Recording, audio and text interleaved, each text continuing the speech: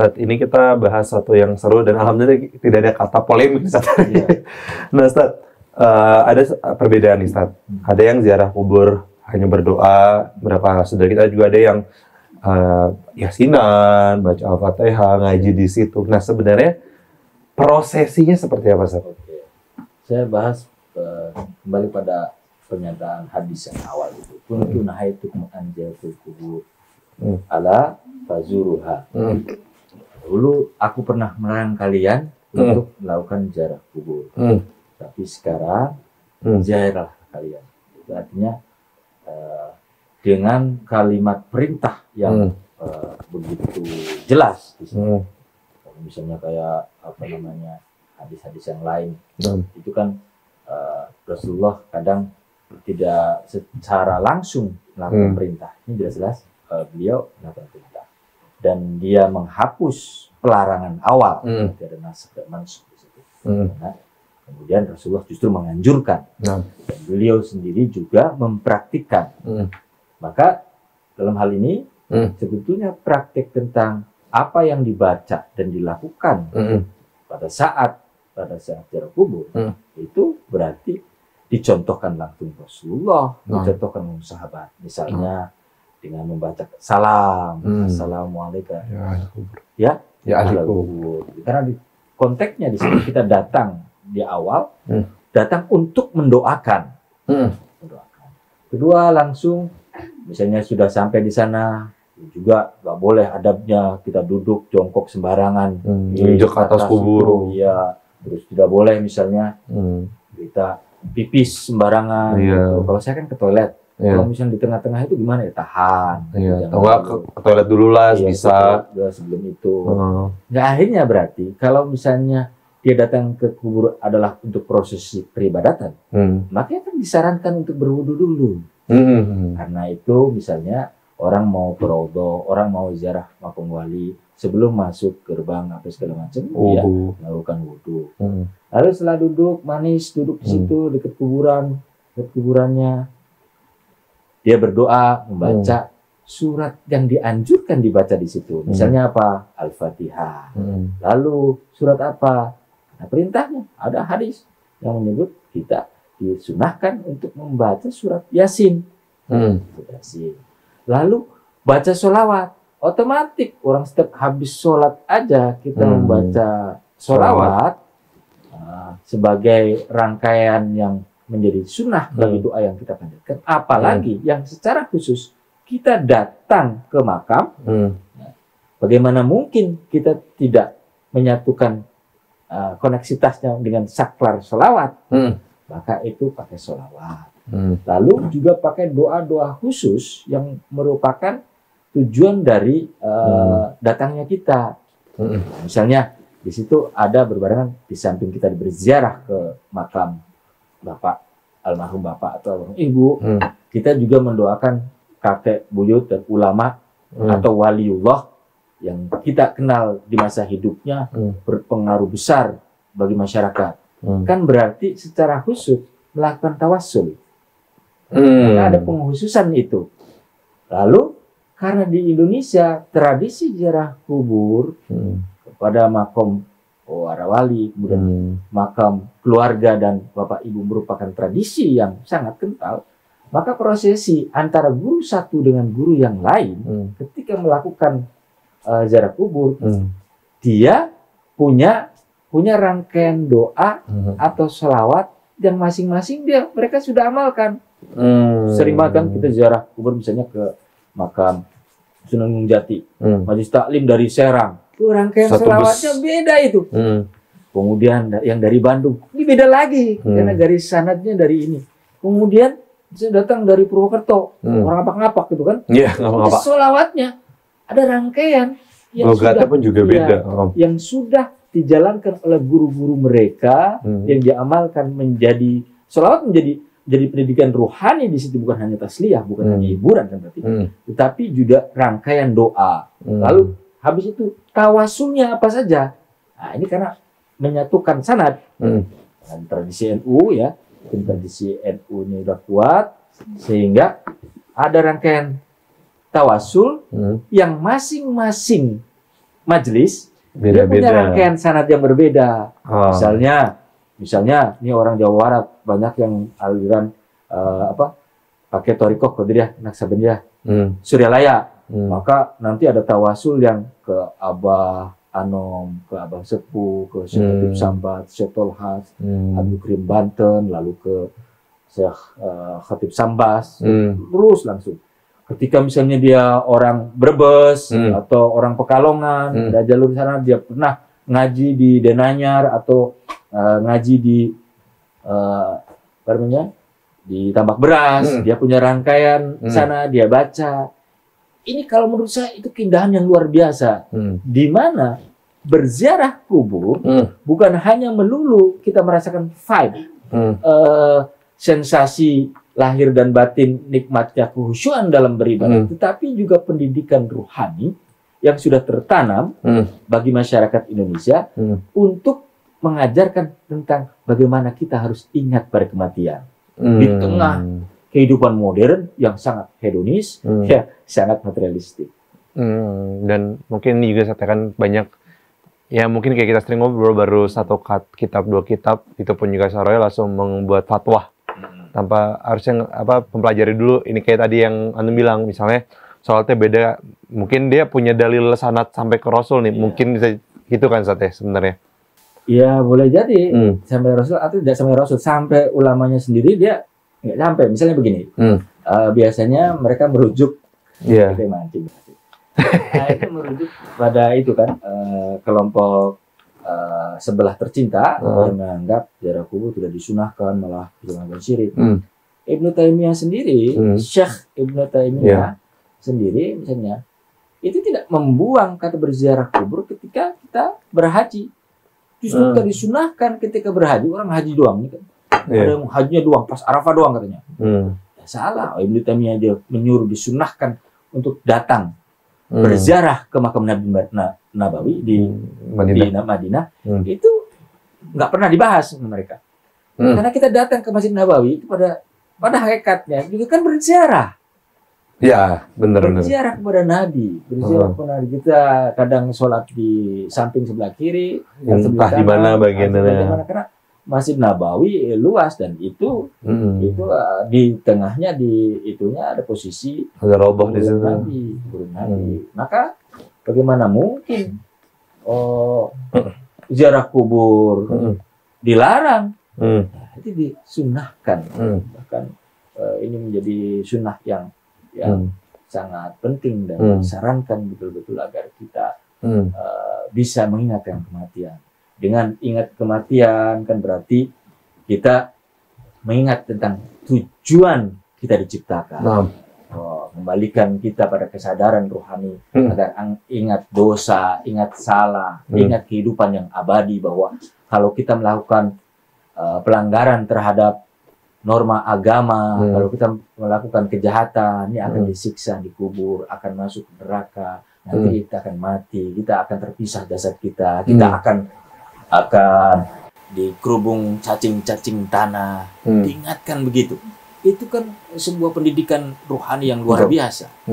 Tapi karena kita ini jauh dari negeri para wali atau negeri Nabi, maka kita disarankan untuk berziarah kubur dari ke keluarga dekat kita, ke waliullah, orang-orang soleh di sekitar kita.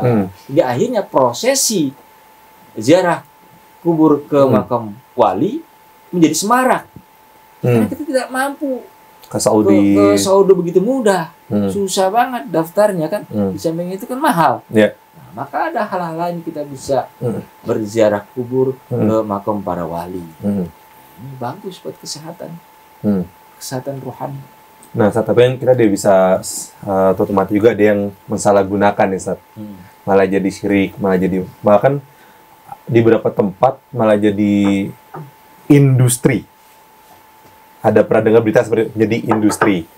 Tapi jangan mancing-mancing. Oh iya dong. Nah, Sat, bagaimana kita berziarah kubur sesuai dengan tuntunan Rasulullah Muhammad SAW?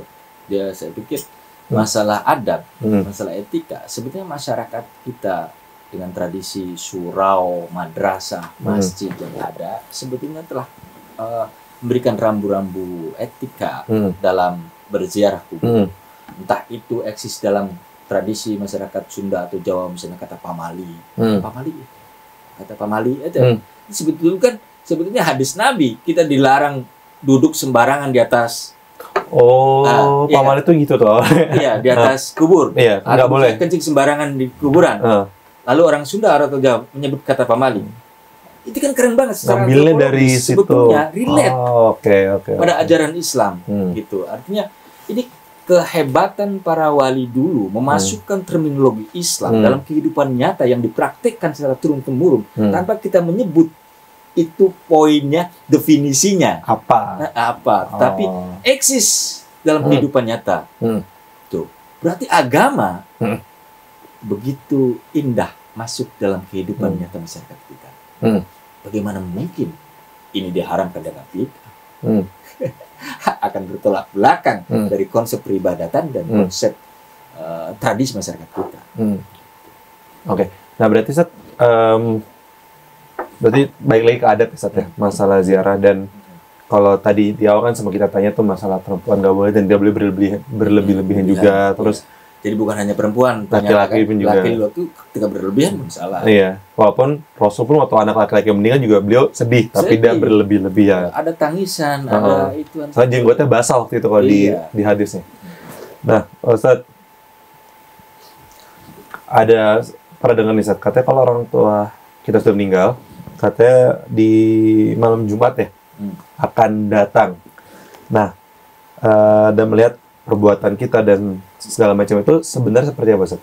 Ya, sebetulnya memang ada hadis yang menyebut bahwa di malam Jumat arwah mereka yang sudah meninggal akan datang kepada kita untuk melihat apakah anak cucu kita itu akan mendoakan kita atau tidak.